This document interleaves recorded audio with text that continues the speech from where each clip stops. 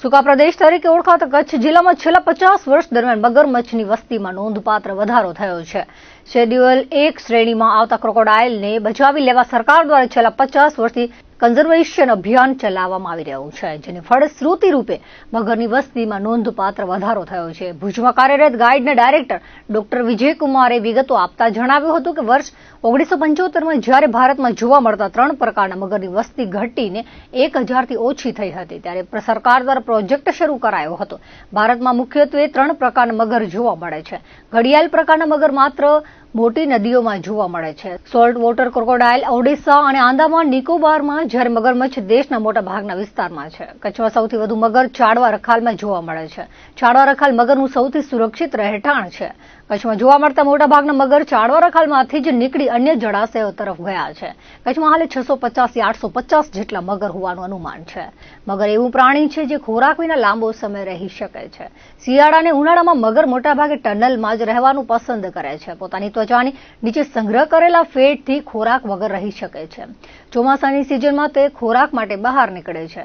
એક દિવસમાં 500 ગ્રામ માછલી મગર માટે પર્યાપ્ત ખોરાક છે। મગર જેટલો ખોરાક લે છે તેમાંથી 80% ખોરાક મગરના વજનમાં ઉમેરાય છે, તેવું તેમણે વધુમાં ઉમેર્યું હતું। मगरमच्छ है। अपना इंडिया में 3 वैरायटीज ऑफ क्रोकोडाइल्स है। एक मगरमच्छ है और एक साल्ट वाटर क्रोकोडाइल है और एक घड़ियाल है। घड़ियाल बहुत बड़ा नदी में होती है। महानदी ओडिशा है और चंबल रिवर है, ऐसा बड़ा बड़ा रिवर में घड़ियाल्स होती है। और मगर पूरा इंडिया में डिस्ट्रीब्यूटेड है। और साल्ट वाटर क्रोकोडाइल जो एस्चुरिन एरिया है, ओडिशा और अंडमान निकोबार ऐसा एस्चुरिन एरिया में वो साल्ट वाटर क्रोकोडाइल होती है। 1975 में हम लोग का पूरा मगर साल्ट वाटर क्रोकोडाइल और घड़ियाल का पॉपुलेशन अगर इंडिया में देखे तो 1000 का नीचे था।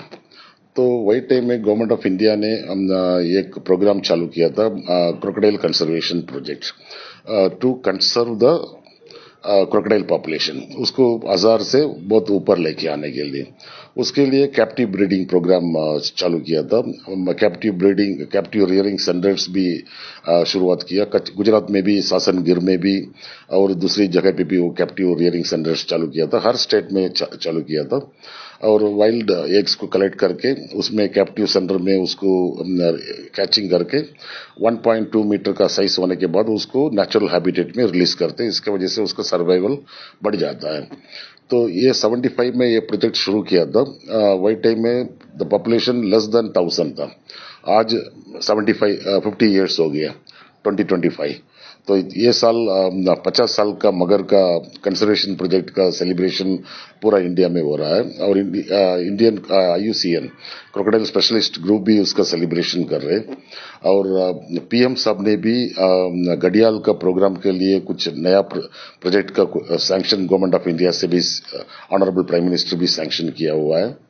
तो अभी क्रोकोडाइल के ऊपर बहुत सारी कंजर्वेशन एफर्ट्स की वजह से सभी एरिया में क्रोकोडाइल पॉपुलेशन अच्छी तरफ से बढ़ गई है। हम कच्छ को बोलते हैं ड्राई लैंड और इट डेजर्ट इकोसिस्टम में, डेजर्ट बायोजियोग्राफिक जोन में आती है।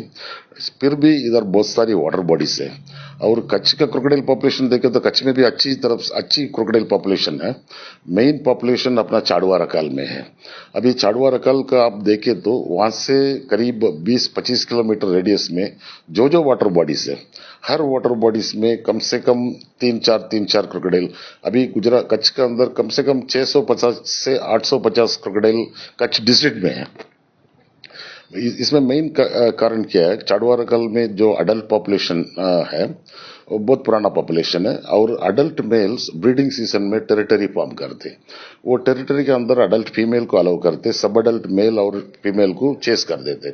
तो व्हेन ब्रीडिंग सीजन में सब अडल्ट मेल फीमेल को चेसिंग करते, वो बाहर जाके दूसरी वाटर बॉडी ढूंढ लेते, उधर उसको फेवरेबल लगे उसमें वो रह जाता है।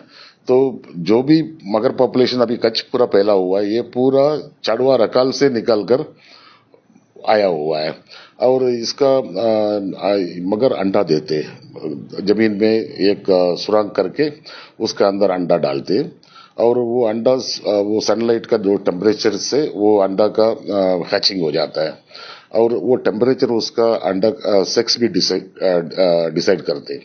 और कम टेम्परेचर हो गया तो मेल हो जाता है, ज्यादा टेम्परेचर हो गया तो फीमेल हो जाता है। तो ये एक होल के अंदर जो नीचे वाला है वो डिफरेंट सेक्स हो जाता है, ऊपर वाला है वो लड़का लड़की, इसमें मेल फीमेल इसमें हो जाता है। तो this is interesting feature for सभी रेप्टाइल में यही चीज है। Temperature is one of the important factor for determination of sex in reptiles.